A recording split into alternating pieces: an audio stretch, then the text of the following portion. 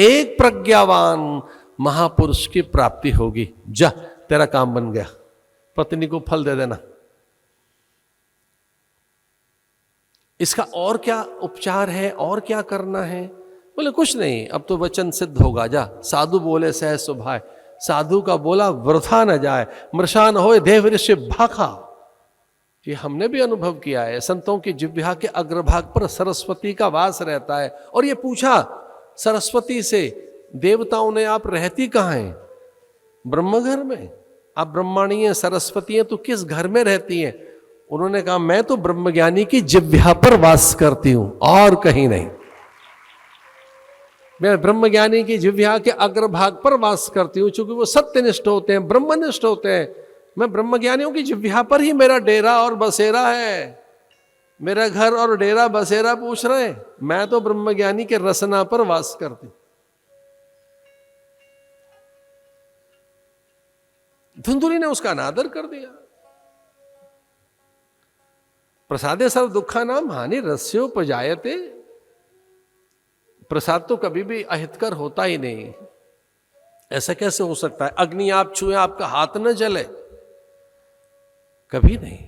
अग्नि तो हाथ जलाती ही है, या कि वो पवित्र ही करती है। अग्नि में तो स्वभावतः दाहकता है, जल में स्वभाव से ही तरलता है, वृक्षों में स्वभावतः परमार्थ है, सूर्य में स्वभावतः उजास प्रकाश है और उष्णता है। वैसे ही चंद्र में स्वभावतः शीतलता है। चंद्र में स्वभावतः शीतलता है। चंद्र अंगारे थोड़े बरसाता है। रात में हम झुलस कहाँ जाते हैं, उसकी धूप कहाँ है? उसमें तो शीतलता है। उन किरणों में तो उष्णता है ही नहीं। वैसे प्रसाद में भी कभी उष्णता नहीं होती। वैसे प्रसाद भी कल्याणकारी होता है।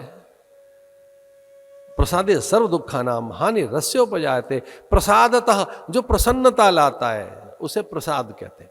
जो चित्त को प्रसन्न कर दे, जो दुख का निवारण कर दे, प्रसाद। ये प्रसाद बनता कब है? ये ध्यान रहे, प्रसाद तो भगवान का नाम लेने से बन जाता है। जो वस्तु भगवान को अर्पित होगी, भगवान प्रसाद हो गई। अभी तक तो आपके घर में थाली में लड्डू रखे थे, लड्डू बना रहे थे आप तो, और जैसे ही आपने तुलसी दल रखा, बिल्वपत्र रखा, भगवान के पास थाल रखा और भगवान को निवेदित किया, प्रसाद हो गया। अब लड्डू कहाँ रहे?